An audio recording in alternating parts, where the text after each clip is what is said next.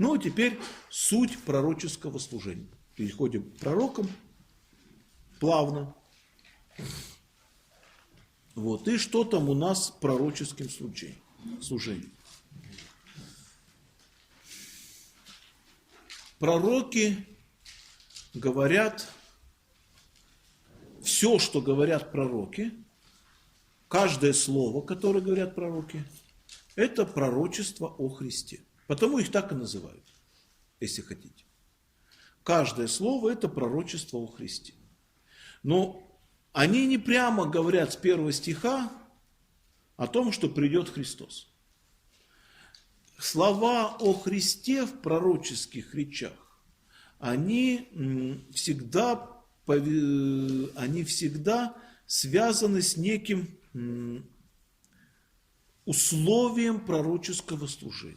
То есть они о Христе говорят по поводу. По поводу.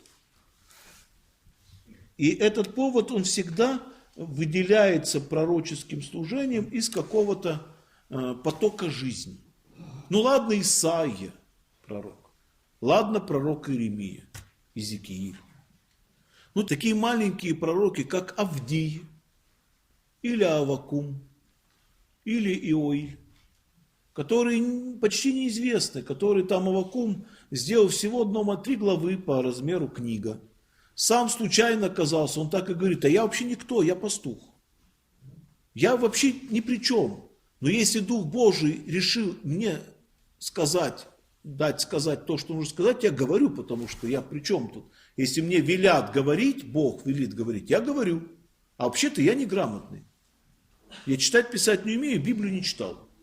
Но он мне говорит по случаю, по какому-то, а всего-то пророка Аввакум потребовалось перенести, он там варил себе эту самую еду, кашицу варил, ну пастух, на костре варил. Вот, его архангел Михаил взял и перенес с этой кастрюлькой к Даниилу, чтобы он Даниила во рву накормил. Вот, другой еды негде было взять. Вот, тут подвернулся Аввакум. Ну вот так вот, да. И после этого Аввакум пришел, раз ангел его перенес с горшком. Вот. Поневоле тут пророком станешь. Вот он и стал, говорит, я ни при чем, вот что сказали, то, что велели сказать, то и говорю. Появился неизвестно откуда, ушел неизвестно куда. Он сказал свое слово, его записали, и больше никто про него ничего не знал. Все, свернулся, наверное, к пастушеской жизни. Это не специальный пророк, который всю жизнь в институтах учился или монахом был, молился. Обыкновенный человек. Так вот, все эти пророческие речи, они по поводу, по какому-то случайному событию, по какому-то обстоятельству, они вот происходят. И это очень важно понимать, когда мы читаем пророческие книги. И по сути дела, вся канва пророческих слов, она обрамлена следующими 2 моментами. Пророк реагирует на ложь этого мира. Поэтому любое слово пророка начинается с обличения. Пророк обличает этот мир. Вот. Когда мир обличен, надо сказать этому миру, как надо жить, то есть научить надо, назидать надо. И пророки назидают этот мир. Причем же тут Мессия, причем тут Спаситель. Вот. Ну, пришел, вот мы любим делом занимаемся. Мы это очень хорошо, поэтому мы почти пророки, да? Мы приходим и говорим, ты что ж такой-сякой делаешь, а? Ну ты как себя вел сегодня, к сыну, допустим? Ну безобразие полное, разве так можно вести? Вот. Это не сделал, уроки не сделал. Вот. Дома посуду не помыл, учителя нагрубил, с сестрой подрался. Ну что такое? Разве так живет христианин? Разве ты не знаешь, что надо делать? Что? Уроки делать вовремя, посуду мыть качественно, сестру жалеть, любить и уважать. Вот. Учителя слушаться. Вот это мы любим. Нам так это нравится делать. Вот не только по отношению к сыну, особенно к прихожанам, которые неправильно себя ведут. Где они ставят свечи? Как они себя ведут в храме? Почему они не крестятся? Почему они проходят там, где ходить нельзя? Вот. Мы все вот любим обличать и учить, это мы любим. И в нашем обличении, и в нашем назидании слово о Христе не звучит. Для того, чтобы обличать и назидать, Христос, вообще говоря, не нужен. Мы прекрасно без этого обходимся. Вот. Накричать на человека, обличить его, научить ему разуму, мы это умеем. Но все это без Христа. Как же у пророков получается, что они, что бы ни делали, у них все про Христа?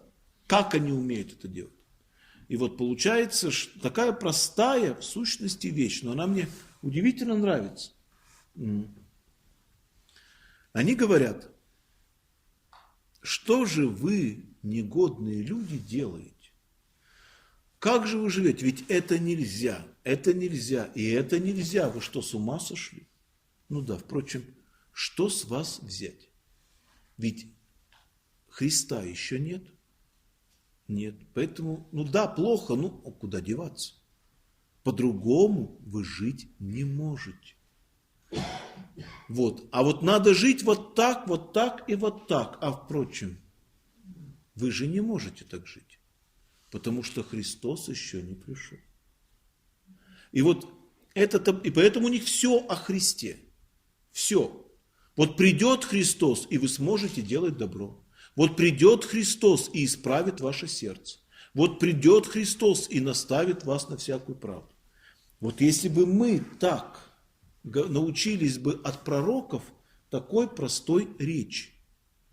Когда мы видим, что человек делает неправильно, грешит, мы бы пожимали плечами внутри себя и говорили: бедный, бедный, как все-таки тяжело жить без Христа.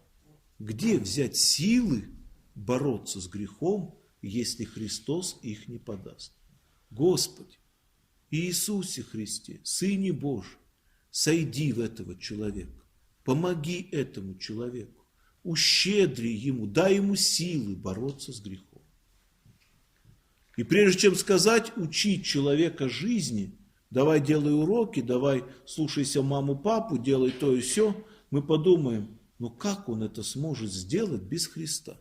Я вот уже 20 лет пытаюсь, ничего не получается.